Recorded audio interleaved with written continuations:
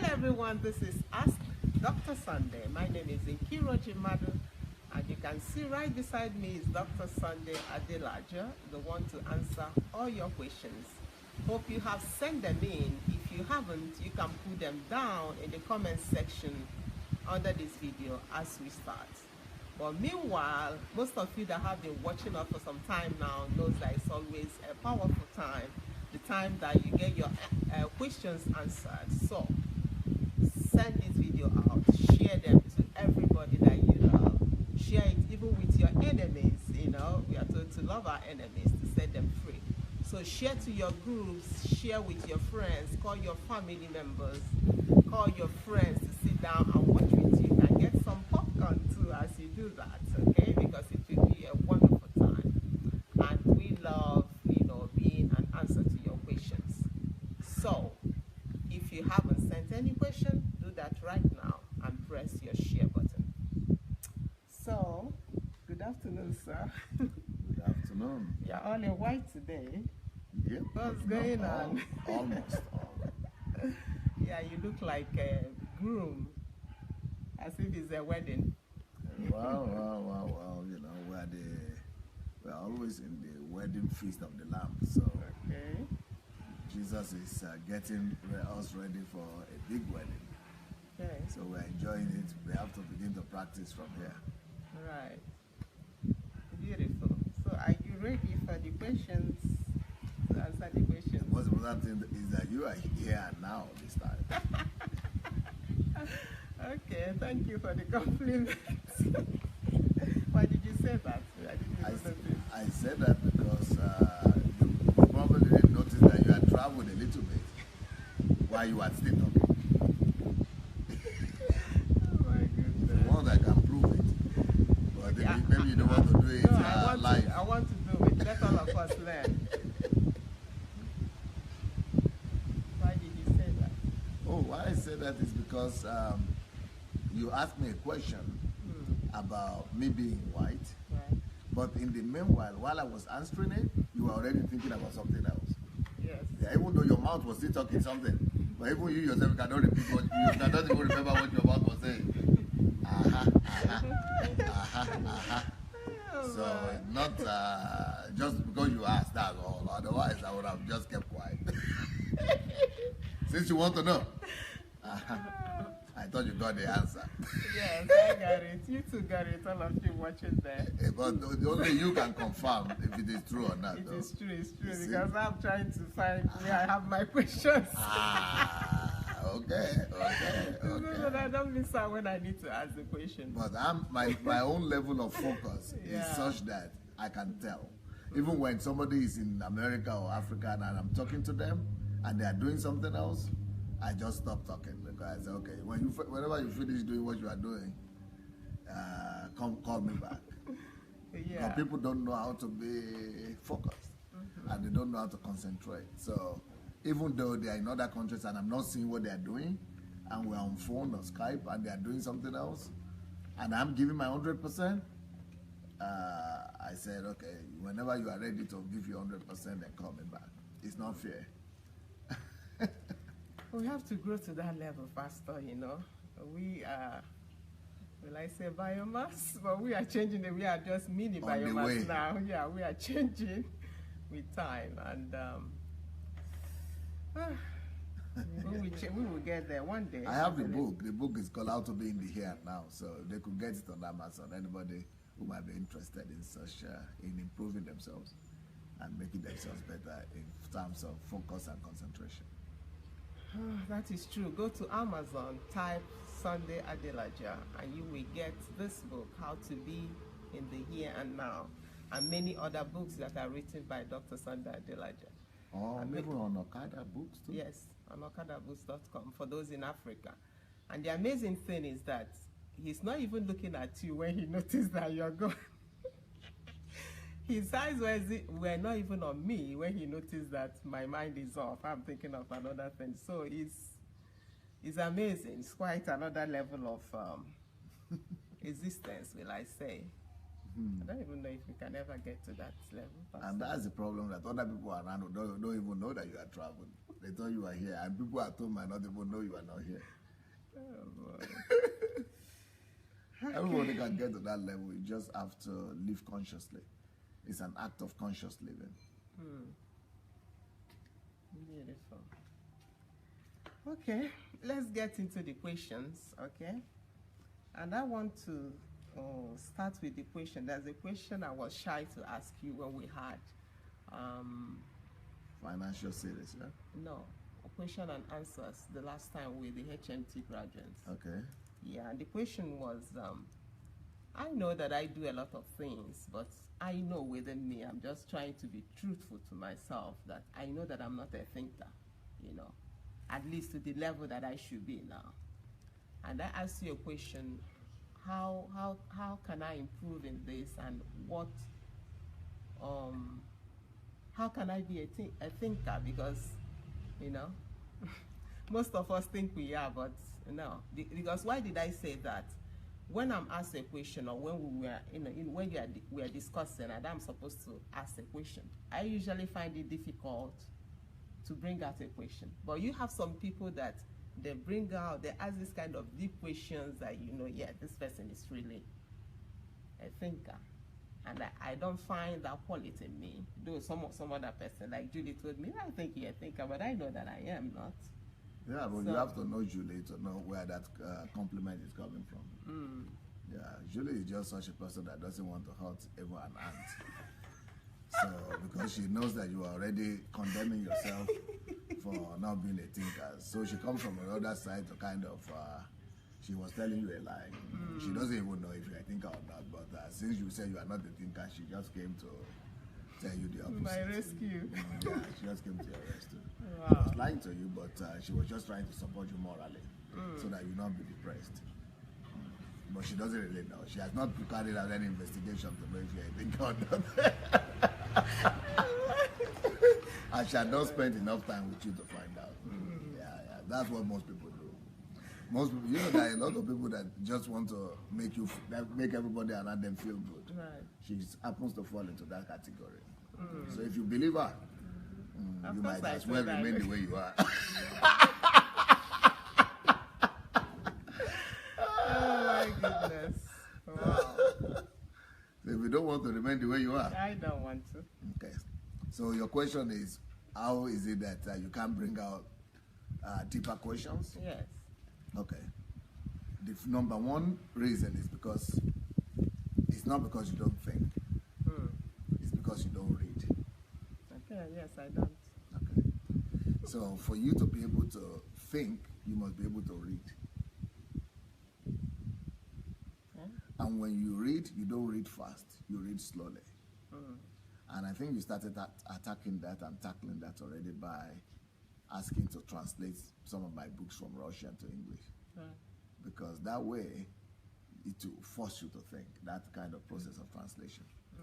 Especially if you are just reading the Adelaja, the page, and then writing your own words.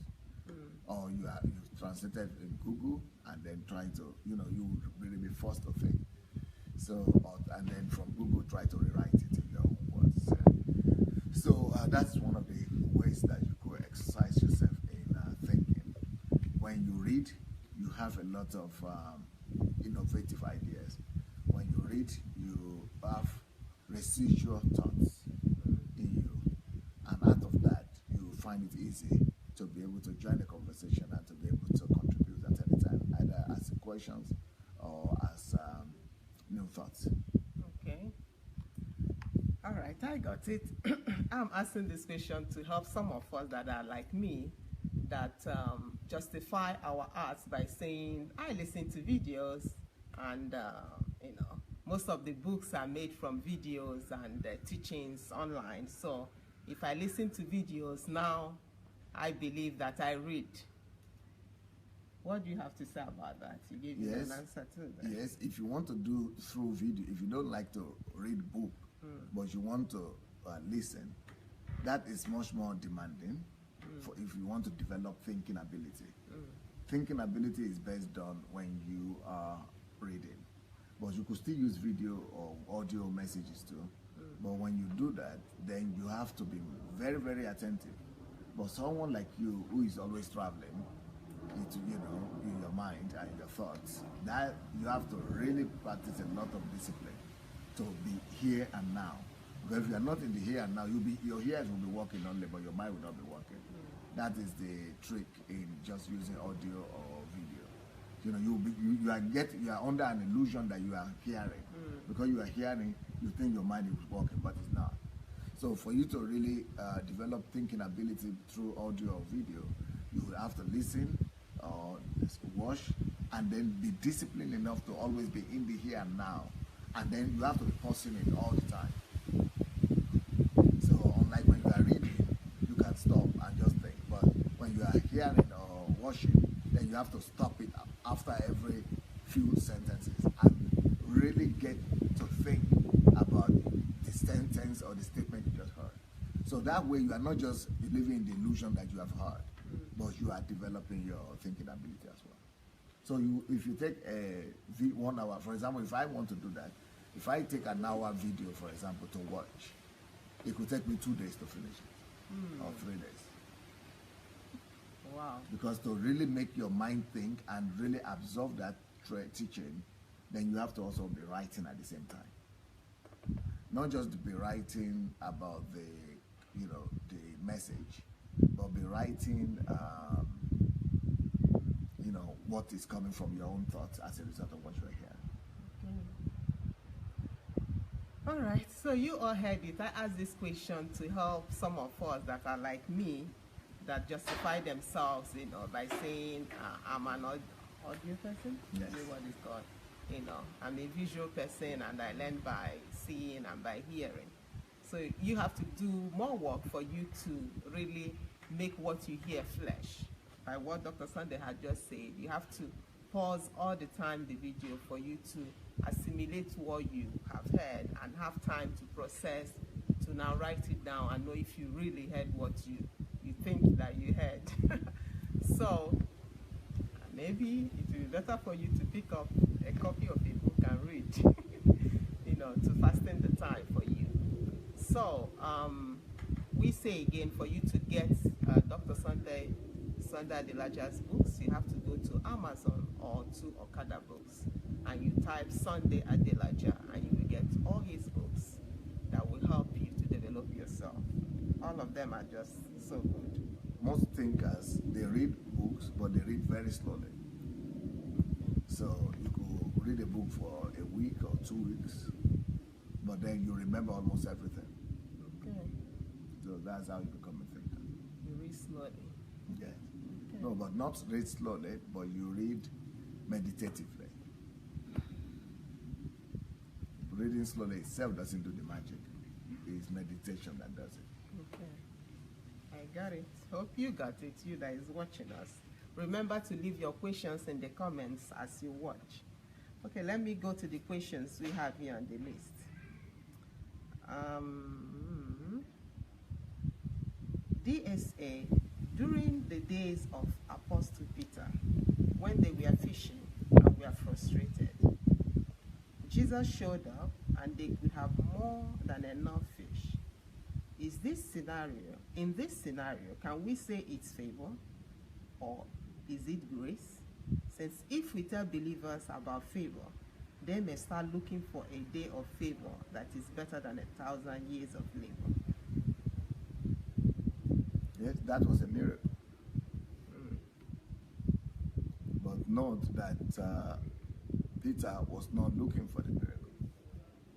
And that was favor too. But note that Peter was not praying for the favor. So the problem is not with favor. The problem is with favor seekers. You don't seek favor or miracles. You live your life and do your best. Then God and the laws of nature will make that come to you when it is time for it. Because you cannot determine when a miracle will come to you or favor will come to you. You cannot order it. So and these guys, they have qualified, they have fulfilled the condition of the miracle. And they have fulfilled also the condition of favor. And what is that condition? That condition is the fact that they were able they have already done their best. Before you could, hope or pray for a miracle or favor, you must have done your very, very best.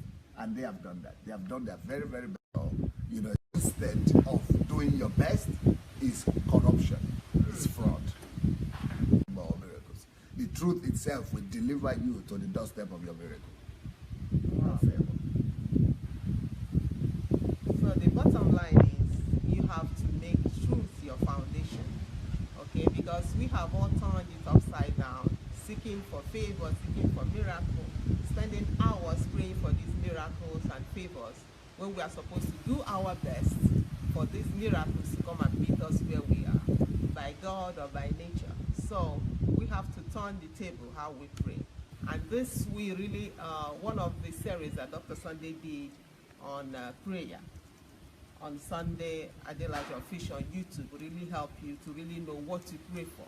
Because most of us have been praying astray, We don't pray for we don't even know what prayer is. So go to Sunday Adelajah Official on YouTube and listen to the series on prayer. And we have some other series that will blow your mind off, that will, that will really get you thinking, have you been doing this Christianity the right way? So in the case of Peter that you just mentioned,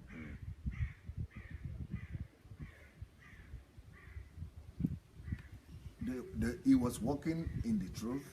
He had fulfilled the demand of truth. But in what sense? In terms of the subject matter, which is hard work. So they had worked hard enough, and also they were diligent enough. So there are two laws here, the law of diligence and hard work, but both are, all based on truth. That they didn't do half of the job, or they didn't do anyhow job. So they worked in the truth in the sense that they actually did their best. They actually worked over hours. They actually were diligent. That is truth. Then God sees that and provides the miracle or the favor. Wow. Diligence and hard work. They are the things that will breathe your miracle, but No. That's just in terms of this particular issue. Okay. In other cases, it might not be diligence and hard work. Okay. For example, in other issues, it might be, let's say we're talking about finances. The most important thing is truth. So for you, for example, to have abundance in finances, make sure that you are working in the truth regarding the laws of finance. Okay.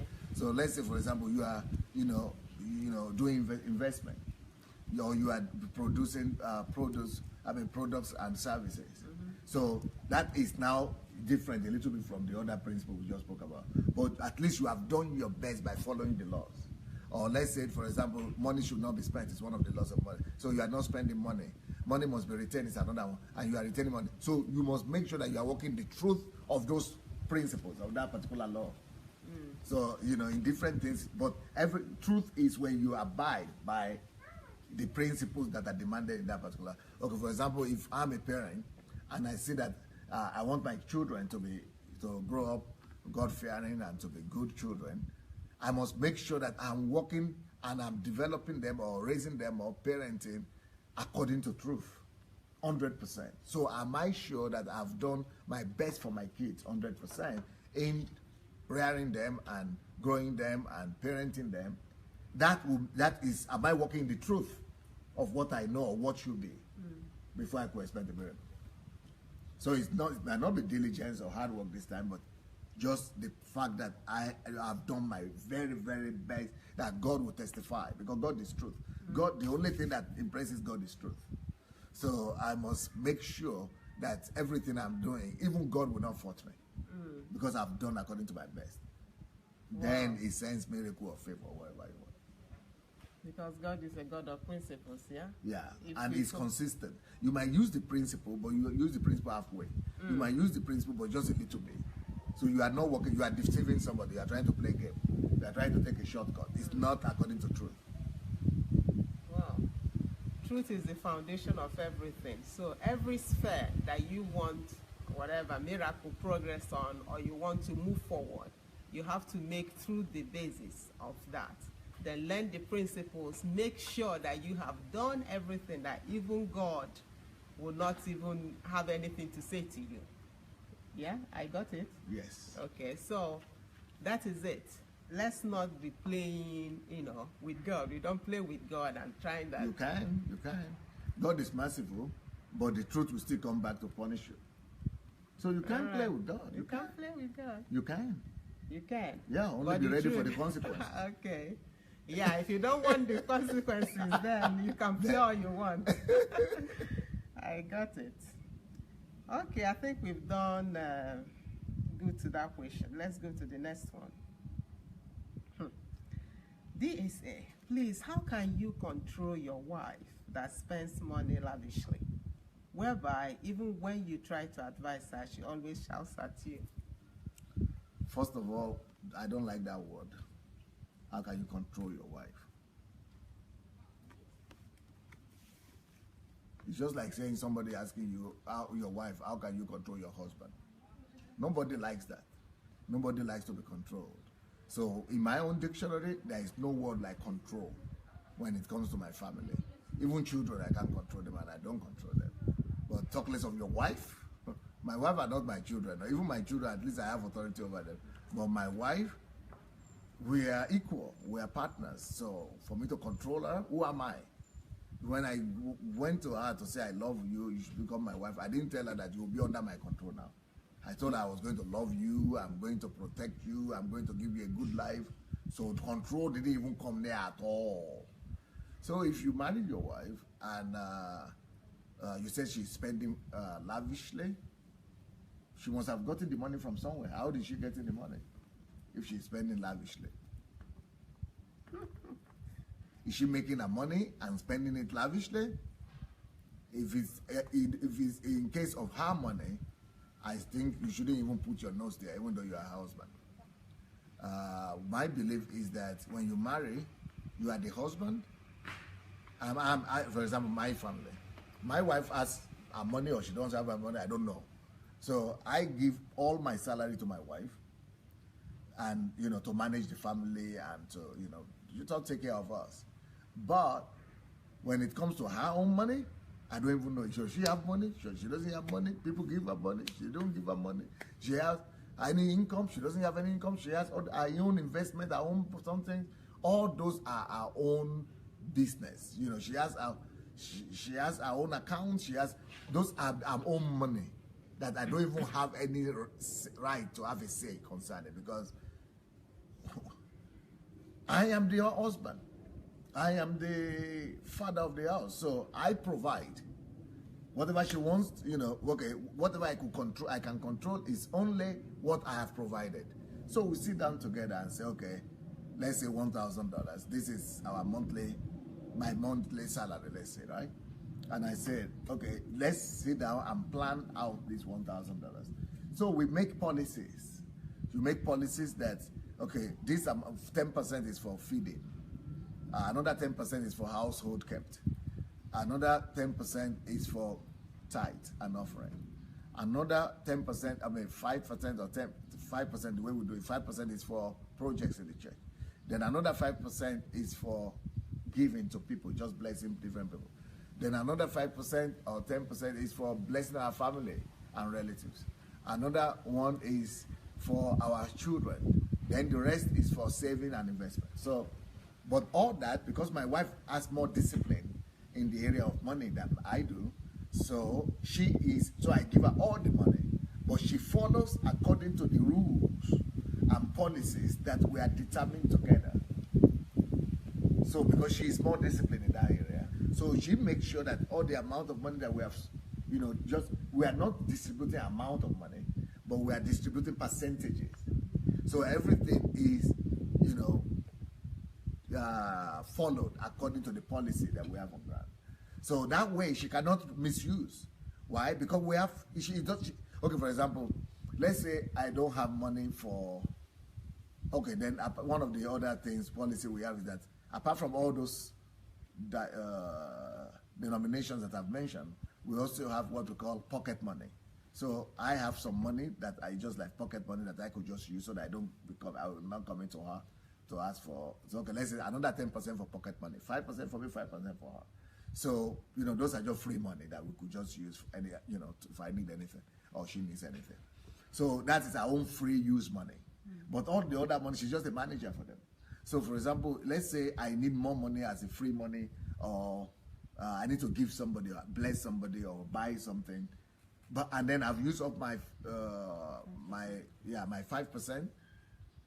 I don't have money, even though, let's say, in the other accounts, or in the other sections, like savings, we might have $1 million there, but I don't have money. I don't have the right to touch that one, because for you to touch that one, there must be a decision, a collegial decision made. We must decide to do that or not to do that. If she or I touch that, when we are violating principles. So we have to make truth or principles above me and above her, who made that principle, until we come together to now collegially say, no, we are changing that principle. So even though, for example, we might have, all this money in others, under sectors, but if the money is not there for the children, or for me, or for the house, we say we don't have money for the house. Yeah, so that's how. So that's why I wanted to find out. If you say that your wife is spending money anyhow, I must understand how your financial life is built, how your family is built. So that's why I'm asking, where is that money coming from?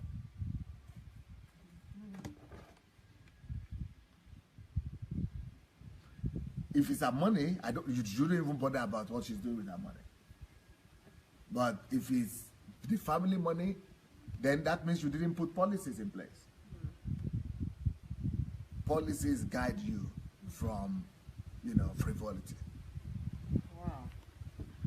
I'm sure the person that asked this question will say, what kind of man is this? He gives his money to his wife and everything. But I must say that one of the most important... But not for her to go to shop and eat. Yes. One of the... It's for her to manage. To See, manage, that's the difference, yeah. So you have to decide with your wife, and you people have to evaluate who is more a manager of money, yeah? Who knows how to take your money. Who is more prudent, yeah. Yeah, who is more prudent with money. Because if it's her habit to be lavishing, maybe you have to change some things. Then maybe if you are the one who is more frugal with money, then you have to be the one in charge. You have to be the one that is keeping the money. But not keeping the money so that you'll be telling your wife, okay, you want to go to market today, okay, take 200 naira. Or you want to go to shop today, you need some underwear, okay, take 100 naira. That's not the kind of thing, that's not the purpose of you keeping the money. That's why I would prefer the woman to keep the money. But if she's frivolous and she's not frugal, then the partner that is more frugal should be in charge of the management of those finances. Not to control or dominate the other person, but to just follow rules that you all have agreed on. Okay. So agree with your wife and decide these things. I think you might have to listen to this again to really get what is being said. And the way Dr. Sandey explained how they divided their money in percentages, maybe you might want to adopt that too in your own house to know how to, so that, you won't start pointing, accusing fingers, my wife is doing this, my wife is not doing that. And another thing he said is that the woman's money should not be touched. And it's not among the one you are dividing. Yeah, it's not among the one, we are dividing. That is a statement that I know most of the men on the platform now will be saying. What does it mean? We believe in 50-50, but, 50-50 providing for the house. 50% from the wife, 50% from me. We are family and this and that. But I don't believe in that for a simple reason. If you are a lady, the way you are looking at, you're looking so attractive. Thank you. From head to toe. Any woman, any man that sees you will like you. And they want to, let's say, I come and say, I want to make you my wife. So what does that mean? When I come to say, okay, you'll be my wife, will I come and say, okay, come and be my wife or come and live with me, take my surname, but meanwhile, you'll be paying for your own feeding and for your own room and for your own rent and for your own expenses, and you'll still be my wife. You say, you have to be foolish to agree. So that is when you now marry a lady and tell her that that you want her to pay 50-50. That's exactly what you are doing. When you have taken her life away from her, you have taken her life away from her parents, you have taken her independence away, you have taken her last name away, you have made her submissive or subjected to you by becoming your wife. And then you are not providing anything for her. She has to go and work again to provide for herself, and even you. It's like you going to get a dog to your house and as a pet, and you are keeping that dog. Even dog, you have to provide the food for it. And you're saying, okay, if you don't provide the food for the dog, and the dog has to go and be getting the food, he will go one day, he will not come back. Even dog knows better. I'm not talking about human being. My gosh. Okay. Wow. From the tradition we are coming from, I know that most of you will be saying, okay, I paid her diary. What do you have to say about that? You pay not her diary. Okay. You pay for her parents. You pay her parents' diary. Because the parents put more in her than you could ever imagine. But you say you love her. If you want to be telling her that you pay her diary, it means you bought her in the shop. You didn't buy her in the shop. You just paid a salary. I mean, what diary is? I mean, dowry. Dowry means is you just compensated the parents for whatsoever, effort, and you will never compensate. There is no human being that pays enough. How much money the parents have, spent on that. No matter the amount they mention, it's still less than how much they have spent. How much they have spent morally, how much they have spent in cash, how much they have spent in efforts, how much they have spent in years. Because they have spent, if she's 20 years old, they have spent 20 years of their lives. How will you qualify 20 years of a man and woman's life? Pay the salary for them first for the 20 years. And we'll say we'll now agree you pay dowry. So if dowry is just symbolic. It's just to let them know that you appreciate them for raising up this beauty for you.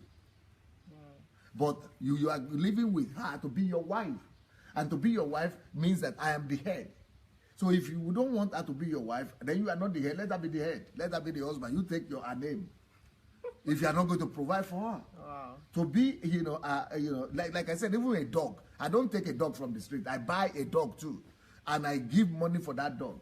But I still have to provide food for that dog in my house. Or even a cat. So what makes a human being who will bear my children, who is my partner, just like me, a human being, worse than a cat or a dog, that I've paid dowry for, and apart from the dowry for the dog, I still have to feed it every day. Oh my gosh. Dowry for the dog. So did you hear it? Next time, don't open your mouth to tell a woman that you brought into your abode or your home that I paid your dowry, so now you are my wife and I'm this and that. We are talking to the African men. We have to change our mentality in some things. In Yoruba, we don't even pay dowry anymore. If you want, you can pay. If you don't want, you don't pay. Wow, it's not a big deal. Me, I didn't pay any dowry. In Igbo land is my goodness. It's a big thing. Even some people can't even marry because the expenses is just too much. Okay, well, the Yoruba people have made things are much easier now.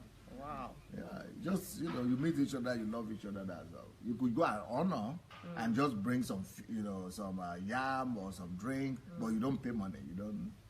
Maybe it's a symbolic, maybe $1,000 or something like that, symbolic, but you don't pay dowry, Wow. So when you now divorce, you don't ask for dowry back because there was no dowry. There was just party. Wow, that is beautiful. So I hope you got all your answers on these questions. And Dr. Sandey also has a lot of books on relationships. I can't remember their names now, and we are trying now to translate some of them to English. So watch out for when they will be coming out, and they will really bless you. And you can go to Dr. Sandey Adelajah on Facebook to watch the last to watch the last 2 videos that we did on during the fast. Yeah. Okay. There's a lot of teachings there concerning family and how to raise children for those of you that plan to have Will be on, I don't know if they're on YouTube too. tell Kate to put them on YouTube. So they will soon be on YouTube too. YouTube meaning Sunday Adelaja Official. You can go there too, you know, maybe tomorrow you will get the videos there. They will really bless you. Okay, let's go to the next question. DSA, please, can you say God is partial? Since he already said he is a just God, but looking at the story of Rebecca to her children and what she did, the question is, can you say God is partial? Is that Rebecca? Rebecca? Is that Rebecca or Rachel? I think he meant Rebecca. Huh? I don't know. Okay, Rebecca is the mother of the twins, huh? Yeah. Okay. Yeah. Okay, is God partial? That question was addressed to Paul, Apostle Paul, in the book of, I think it's the book of Romans. And when Paul addressed it, he said, God is not partial, but is sovereign. There's a difference there. God is not partial, but is sovereign to do what he wants to do, or what he sees right at this particular time. I would side with Paul because I know he knows better than me. And I also remember a place he says, I will have mercy on who I will have mercy. That is about his sovereignty. So he is God, we don't question him. So he's not partial, but he is sovereign. There's a difference there. Okay, next question. This one is funny. DSA, please, how can you control, no, not this one. DSA, sir, have you always been laughing the way you laugh? What is the secret? I admire it so much. Yes, I've always been laughing the way I laugh until I got born again. When I got born again in such a church where it is almost like a sin to laugh. So the people who laugh, are looked down upon in those churches as if they are carnal. And since I didn't want to look carnal, and it's kind of not even welcomed in the church, because the senior pastor of the church is always serious. And since he doesn't laugh and is always serious, everybody tried to copy the big man, and you almost think that laughing and it's like jesting, almost like like a sin or something carnal.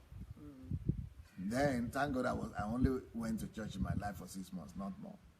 I never spent more than, even less than 6 months, maybe 3 months I went to church, but let's say 6 months. I was 6 months in Nigeria. Out of that 6 months, 3 months and maybe I went to church altogether. But so I was not, those were the most frustrated, the saddest 6 months in my life. Because I am an expressional person. But I had to look, I had to look like every other person. I have to look dampened, and I have to look quiet, and I have to make myself melancholic, even though I was not. Because that's what the way the whole church was looking. So, at the end of the day, I just, God got me out of there. I came to Russia where there was no church at all. Then God had mercy on me because I met a Christian who was not from that particular denomination, who was just a Christian. And then the guy was always wearing flashy dress like we now. And he was even using perfume. When I saw him use perfume first, I said, my God, this one is not a Christian though. Until I heard him prophesy and speak in tongues, I said, even me, I was not speaking in tongues that time. I said, this guy is a Christian though. I'm not even up to him, because in the church I was coming from, speaking in tongues is the highest level. And then I said, oh, this guy is not, so I just saw that. Then I went to his room, I saw television.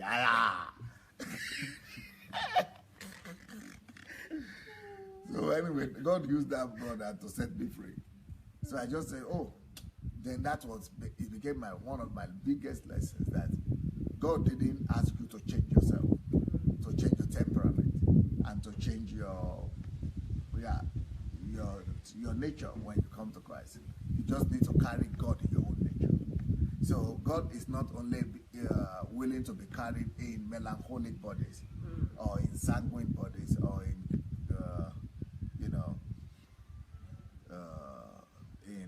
what's that? Anyway, not any temperament God wants to carry, not particular. Everybody must keep their own temperament the way they are now, but carrying the nature of God in your own distinctive nature. So that's what set me free. So I'm myself everywhere, no matter who is there, or president, or vice president, or prime minister, or bishop, or GO. I myself everywhere. And that is I also try to be like that, to show example to the young ones, that don't try to pretend. They could stop saying sa sa sa sa sa sa sa sa sa sa, and bind that, and then in your house you are just like a demon or a wounded lion. Wow. Be yourself everywhere, and just make sure that you feel your nature, your temperature, your temperament with the nature of God, with the qualities and values of the kingdom, and be yourself. So express the value of love and express the value of the nature of God in the way you are, in your laughter, in your way of talking, in anything you do. Wow. So be the way you are. Stop pretending. Stop pretending and feel yourself, whichever nature that you are with the person of God. That's what makes the difference. Whether you are someone that laughs like Dr. Sandey, or you are the one that is always quiet, but let people feel God. Let God be present in the person that you are. That is the thing. So it's not a matter of how you dress, whether you wear trousers or wear tie, or I don't know. Or sleeveless. Or sleeveless, but you have to carry God and be yourself. No pretense. We pretend a lot, because most of these our men of God, they think it's when they're quiet, there's a holy attitude, there's a way you walk, the way you move, that, to show that God is present. It is not. You have to be yourself. Stop pretending, because God really knows who you are. I hope that person got his answer, even more than enough. I didn't even expect this answer at all. Wow. So the next question is, DSA, please, what is the symbolic essence of shadows? What does it interpret? For me, I will not say God is from the Bible, and I will not say it's a panacea, or it's the word of God or something like that. But from my own relationship with God, from my own walk with God, I have discovered, or I have come to the conclusion that just like with everything God has created, it doesn't do anything by accident. So there must be a reason and a purpose behind shadows as well. And I think I got the answer, just like I got the answer concerning the gray hair. So for me, shadow, therefore, is a symbol of the ever-abiding presence of God everywhere. So when you see a tree and see the shadow, God is there. When you see a man and see the shadow, God is there. And whenever you are in depression and you look on ground and see your own shadow, is to remind you that he has never left you or forsaken you, and that he will never leave you or forsake you. Even when you get to a place where you can't see your shadow, you just need to move a little bit or wait for a few seconds. You will look properly and see that the shadow is still there. Which just like you can never escape your shadow, and you can never be without that shadow, so also it will never leave nor forsake you. You can never get yourself out of his sight. It will always be there for you, to hug you, to support you, to bless you, to comfort you, to elevate you, to hear you, and to answer your prayer. Ooh, I feel his presence. I don't like saying this, but I feel his presence as Dr. Sandey is speaking. And he didn't even say it's the Bible that told him. But just being a thinker that he is, he said his personal walk with God. It's just as simple as that. This is just so beautiful. When you see a shadow, it's a reminder that he is ever present. And that also refers to the Bible. He said he will never leave you nor forsake you. So next time you see a shadow, let that remind you that God is there. No matter what you're going through, He is always beside you. He never leaves you nor forsakes you. This is so beautiful, my God. Wow. Next question. Dear Pastor, I am looking for a biblical school, a good one where... Bible school? Bible school, yeah. Okay. I'm looking for a Bible school, a good one where I can be well educated. I intend to stop my work for 1 year in order to take intensive training. My vision is, at least partly, to involve myself as a missionary to spread the gospel.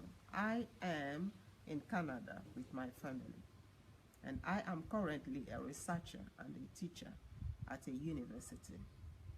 I am allowed to take 12 months off from September 2018 to September 2019. I want to take advantage of this opportunity to be trained. I checked information on your blog, but unsuccessfully. Do you have a biblical school in America or in Europe? Yeah, I used to have a Bible school in America, in Philadelphia, in New York, but I stopped traveling, so I stopped it. And I used to have a Bible school in London as well, so I stopped that one as well. And I used to have another one in Germany. So I used to have Bible school everywhere. But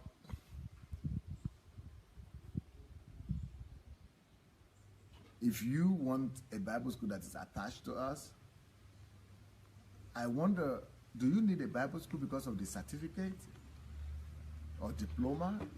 Are you after the diploma, or you are after the knowledge and transformation? If you are after transformation, then it's better for you to come for mentorship or training, on-ground training. That might even be much more important for you than Bible school. Believe me, if you are around Pastor Sunday every day, you'll be hearing so much information every day that it's more than what Bible school will give you. True. We have Bible school here in Ukraine, but it's not in English language. It's in Russian language. But if you move over to Ukraine here for 1 year, you will never regret it. I also agree, Being around Dr. Sandey, I don't know what level of Bible school that is. But we sometimes want to go to a traditional Bible school because of what religion has done to us. Mm-hmm. But if you really consider coming here for 1 year, my goodness, by the time you're leaving, even calling you an apostle will be an understatement if you really heed and learn all you will get just by observing the essay and by seeing the way he lives, and moreover, getting into his teaching. So consider that. We'll be waiting for you in Ukraine. Okay, next question. Greetings, sir. I wish to know the difference between faith in God and procrastination. Thanks.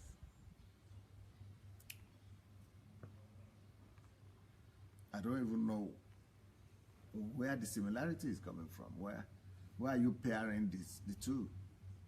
Faith in God and procrastination, they are not relatives. I think maybe he means waiting on God. Oh, waiting on God. Yeah, like having faith, waiting that maybe that's what I see, but I'm not sure. Okay.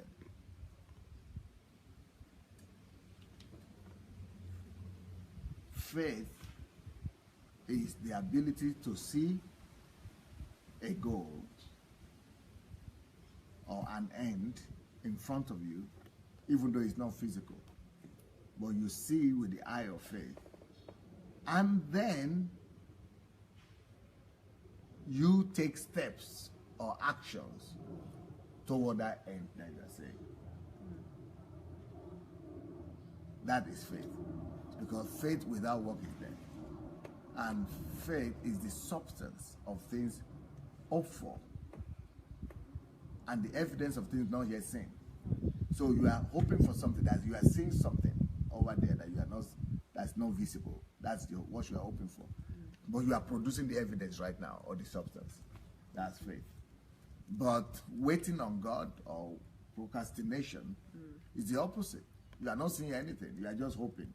and you are not producing. You are expecting something to just come by itself, and you say you are having faith. That will not be faith. You know, that is totally different from faith. So they don't even have any link at all, No. even the waiting on God. No. Okay, you got your answer, I suppose. Next question. Greetings to you, Pastor. I would like to know if the offices of apostles and prophets are still in operation today, and if the miracle signs for the apostle are also in operation. What is the truth about the full, diverse gifts of the Holy Spirit operating in our time? Thank you, sir, and God uplift you more in Jesus' name. First of all, I would like to say that whenever you hear of apostles and prophets today, I would probably advise you to run away. They are mostly not true, not genuine. Right. Most of the apostles and prophets that you hear about will be 98% fake. You'll be lucky to find 2% that are really real. So bearing in mind that answer, it means they are still real. God could still raise up apostles and pastors and all the ministry gifts, but how do you find the genuine one? So stop looking for all those things. Just look for God. That's the bottom line. The bottom line is to look for God, not to chase after prophets and apostles and whatever name you give them. Look for God, which is the truth, right? Yep. Look for the truth. That is the foundation. And that is what we vindicate you in everything, that we speak to you and lead you in your way. Okay, next question. Good day, sir. How are you doing, sir? Are you really interested to know? I think it's one of those questions that I ask. How are you doing? Yeah. I have heard about the great work God is doing through you in Kyiv, Ukraine. Sir, I just got to know about your foundation, especially to Africa and Nigeria in particular. Sir, how can I be a beneficiary from your foundation? Sir, right from now, and I'm into farming here in Nigeria, but I need some assistance for some farm implements, so as to expand my capacity, whereby I can employ more youth in my community and to reduce level of hunger and poverty. Thanks, I'm very grateful for your favorable consideration. No, the way to do that is to go to my blog. It's called sundayadelajablog.com/Nigeria. When you go to this section of Nigeria, the National Transformation, Nigerian Transformation Project, you will see there are 2 forms there. There's one form that just makes you to register for the project. But there is another form that allows you to solicit for money. So you could write your project and, the financial need that you will need. But it's also written there that all financial obligations and help could only be possible to render after I get to Nigeria. So because I'm in Ukraine right now, I'm not having access to those money. So, but you have to register for now. Okay, you have to register by going to sundayadelajablog.com/Nigeria, where you have the Nigerian Transformation Project, okay? And you fill the form that pertains to you. And I think one of the things there is you have to be somebody that have read most of your books or listened to your videos, about 100 of them, okay? So take the time while Dr. Sandey is here to listen to those videos and, to get acquainted to what he believes in and who he is and his beliefs. Because if your mindset is not set, changed towards what he believes, I don't think you can really be effective enough to implement all that, that has to do with this. So go to sundayadelajablog.com/Nigeria and you will get your forms there. Okay, next question. You said in your teachings that God does not operate by fear, and that using fear is an ineffective strategy in getting people to do the right thing. Jesus expressly said we should fear God, who has the power to throw us into hell. How does this fear differ from the fear-mongering that pastors engage in today when trying to convince followers to do one thing or the other, either in the area of tithing, repenting, service to God, etc.? Yes, the word might be similar, fear, but the fear of God is the only legitimate fear. The Bible says that the fear of man, when fear comes from man, when it's channeled through man, it puts you in a set. What do you say that in Russian? In captivity, captive. It makes you it puts you like what do you call when the cat is the rat is being caught trap. So the fear of man, it puts you in captivity. It captivates you. It captures you. It bonds you. It puts you in bondage. The fear of man brings bondage, brings trap, captivity, bondage. So it is wrong. Fear from man and fear of man is wrong. It brings bondage. But the fear of God brings liberty and freedom. It's as simple as that. Fear of God brings liberty and freedom. If you want to check it about that is, I think, Proverbs 29:25. Okay. Proverbs 29:25. So go to your Bible. It could be the opposite. It could be 25:29. Okay, can someone check that quickly and tell us the exact one? So, let's go to the next question. You said last week that... What is it? 29:25. Okay, so it Proverbs, was right the first time. Okay, Proverbs 29:25. Check it out. Okay. How does it say it in English? It says it will be a snare. Snare, yeah. So it's not what we would say, trap, but trap, snare, snare, yeah. Bondage. Well, Snare. they're very similar. Yeah. You will not be free. Yeah. Yeah, that's the bottom line. If you fear a man instead of fearing God. Okay, you said last week that it wasn't truth if someone said all Catholics were going to hell. And I am one of them for a simple reason. The entire doctrine of Catholicism is predicated upon falsehood and a denial of the fundamental fact that Jesus is the only way to heaven. The Catholics pray through Mary, confess their sins to men, and don't acknowledge the potency in the blood of Jesus. It is clear that the truth